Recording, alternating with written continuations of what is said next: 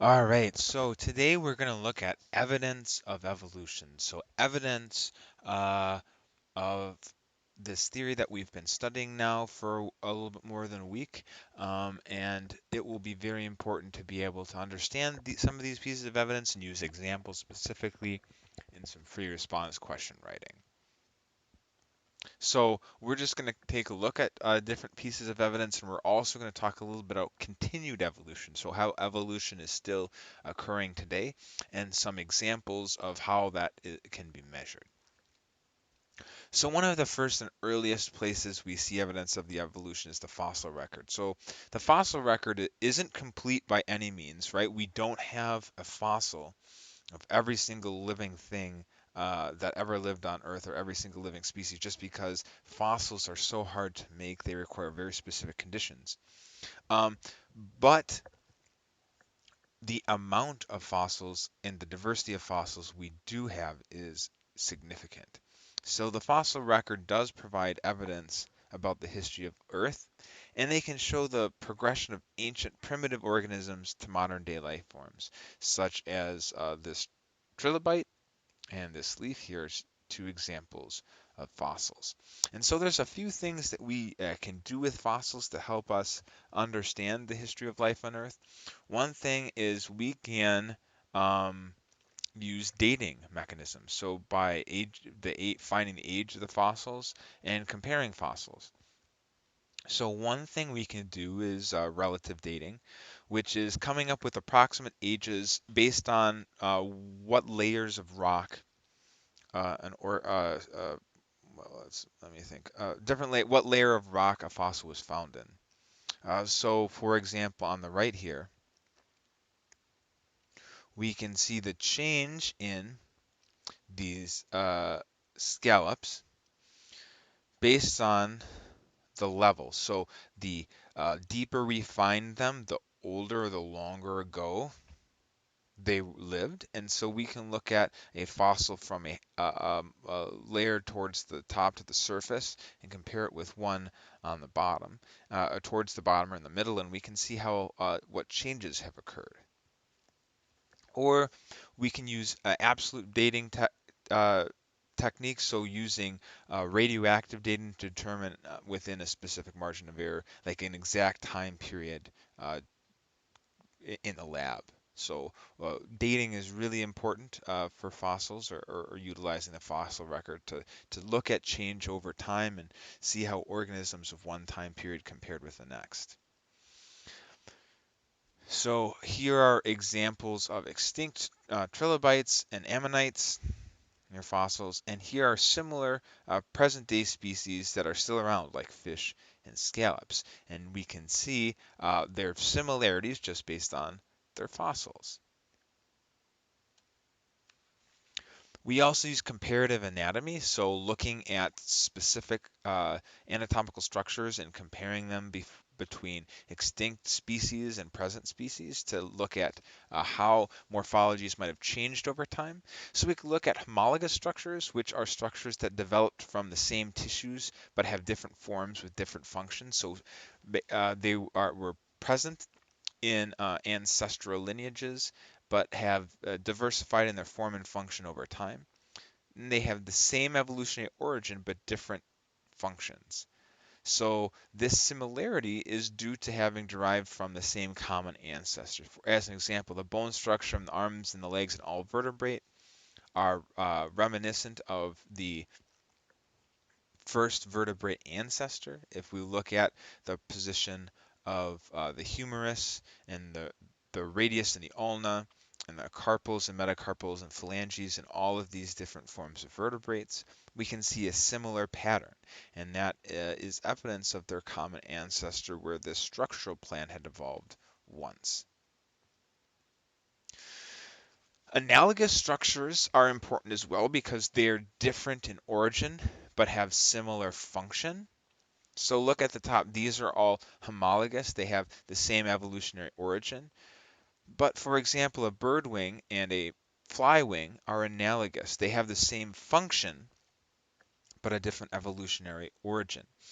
And the reason that they have a similar function is because each of those two organisms evolved to be adapted to a similar environment, which is the air they fly. Even though they are not evolutionarily closely related. So homologous and analogous structures are important. Also, vestigial structures, so modern organisms that have structures that serve little or no function anymore, because they are remnants of structures that were once functional in ancestral species in that environment, but no longer are. So, as examples, some snakes and whales show kind of the remains of pelvic and leg bones because both had walking ancestors. On the right here, we have eyes that are present on blind cave fish. At one time, they were able to see, but then adapted to the dark, and the eyes became um, not a useful structure. And the human tailbone. The human tailbone is a vestigial structure. So here's examples of hind leg bones on whales and pelvic bones, because whales had a tetrapod land-living um, ancestor, and those are the remnants there.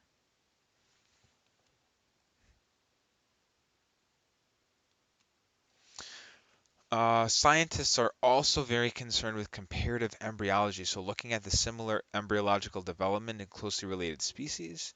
Um, as an example, all vertebrates have a gill pouch at one stage of their development. Fish and frogs and snakes and birds and humans all have these gill pouches. At one point, they had a common ancestor. Now, um, in humans and other land-living organisms, those gill pouches end up forming the cartilage and membranous material that make up like the larynx and the voice box, whereas they stay gill pouches in those sea-faring creatures. And one of the most maybe recent and important developments in the evidence for evolution is looking at molecular record. So comparing DNA and protein structure and function in the universal genetic code. So we look at, for example, the genetic sequences of proteins that are highly conserved, so they're shared amongst all organisms, probably evolved very long time ago, early in life. For example, uh, proteins involved in cellular respiration and gas exchange, like in hemoglobin. And we can look at how similar and different those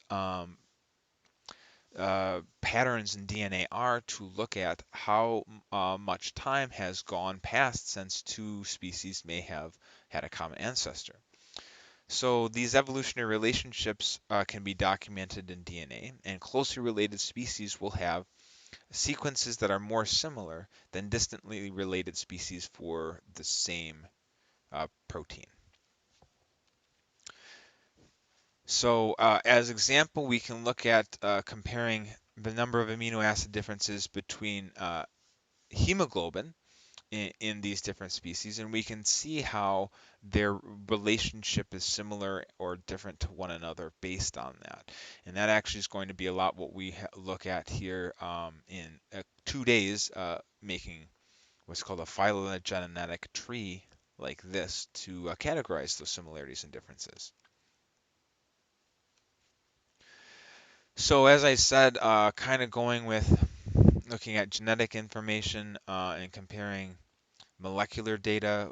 In a couple of days, we'll be building these family trees they call phylogenetic trees that are based on similarities and differences to show descent. And so we have modern species at the top, and as we follow these lines back, we're going back in time, and these nodes represent where a common ancestor split or speciated into new species. And all the way at the bottom, we have a common ancestor of everything on the tree. Here is a similar drawing in Darwin's journal. Darwin's journal. Um, One of the questions that we can ask or answer now is how fast evolution or how fast do organisms change, and it really varies within the record of life on Earth. We've seen periods of gradualism where small changes continually build up over time until a large amount of change has occurred between two divergent species. And we've seen patterns of what's called punctuated equilibrium, where there are short periods of very rapid change intermixed with very long periods of almost no change. And both of these patterns have been observed. So it's not whether one is right or one is wrong, but both have been observed under different situations. So this is kind of what you would see in a gradual or continuous change model. And like I said, this has occurred many times in many different organisms. Or in a more punctuated equilibrium model. Okay, not kind of comparing the two, kind of comparing the two. Okay. Other things that we've seen is kind of a convergent evolutionary model when two or more unrelated species become more similar because they live and adapt to similar environments. For example, sharks and dolphins are different species, but they both live in a similar environment and share a similar niche. So they have evolved to look similar because both of them, or the traits that both of them share, are equally well adapted to their environment. Or a falcon and a bat and a pterodactyl or a pterodactyl all have a similar structure, not because they're closely related, but because they evolved to adapt to very similar niches in similar environments. It's called convergent evolution. This is one of the reasons that flight has evolved three separate times because it was a very good solution to similar problems or difficulties in adapting for different lineages in life.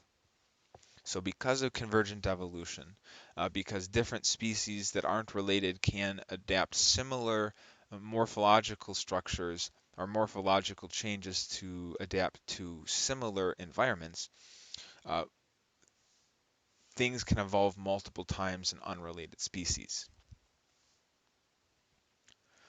And then kind of lastly, we have divergent and adaptive radiation. So divergent evolution is when related species become more different as they adapt to different environments. So kind of the opposite of convergent evolution. Related species becoming more different as they adapt to different environments. This is kind of what we classically think about, and a divergent evolution leads to what's called adaptive radiation. So when the descendants of one common ancestor end up adapting differently to very different environments, and they diversify. So as an example, adaptive radiation for Darwin's finches all have a ancestral seed-eating ground finch, but as they inhabited different environments, they evolved to be best suited to those different environments until they all became different species.